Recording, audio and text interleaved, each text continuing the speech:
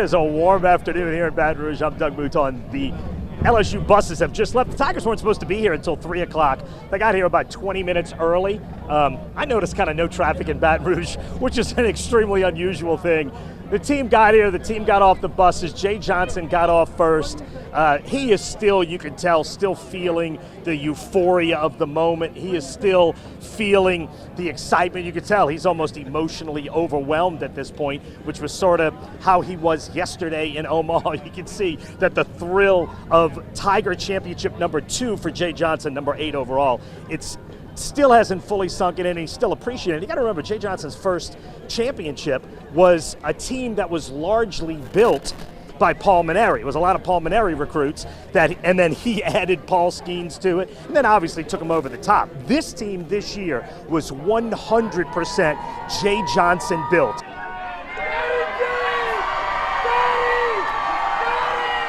Pretty awesome. You know, everything you dream about.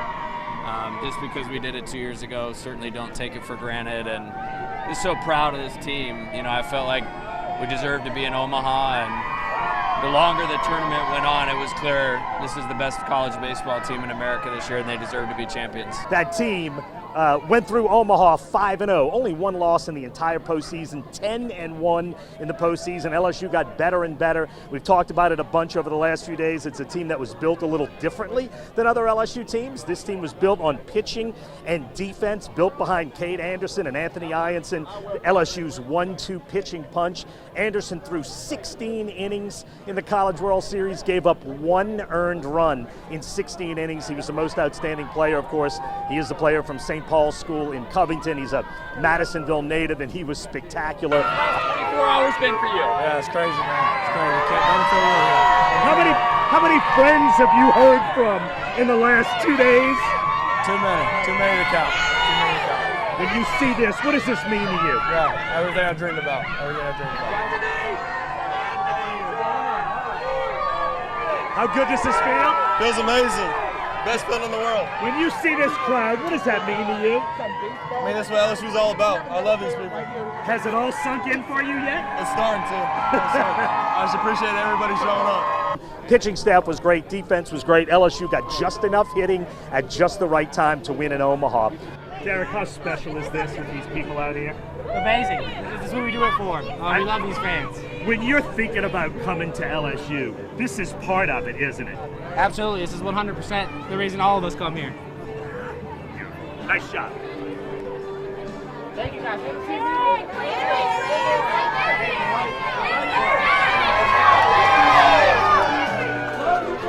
And in recruiting, this matters, doesn't it? When you talk to players, they all care about this, don't they? If you don't come to LSU, you're crazy. We saw about 300 fans maybe come out here. You got to remember, all the people in Omaha are not back yet. In fact, we're hearing that a lot of the LSU fans who traveled to Omaha had their travel plans to come back on Tuesday, which makes sense. You're planning for a 3-game championship. It's the best 2 out of 3. Of course, LSU won it in 2. So right now, Omaha is filled with LSU fans who are just still on day 2 of pure celebration. Look, you've been through 1 or 2 of these before. What is special about this one, this group, this team?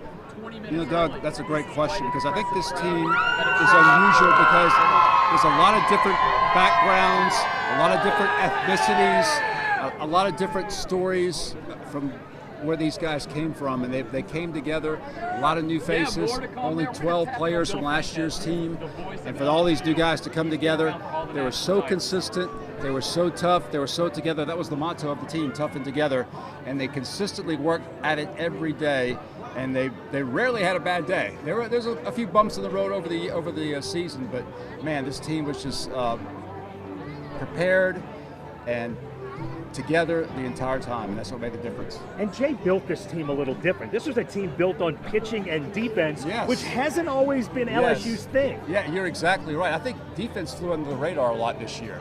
But I think toward the end of the season, people became more aware of how great this team was defensively. Top 10 in the nation in fielding percentage. Our shortstop, Stephen Milam, had 5 errors the whole season. It's unbelievable. Michael Braswell was like having a second shortstop playing third base. So the left side of the infield was locked down. Daniel Dickinson was spectacular at second. And the big man, Jared Jones, he really developed into an outstanding defensive first baseman. So, man, yeah, and you can't underestimate what Luis Hernandez meant behind the plate to our pitching staff. You talk about how great our pitchers were. Hernandez was just brilliant in the way he handled those guys. Absolutely.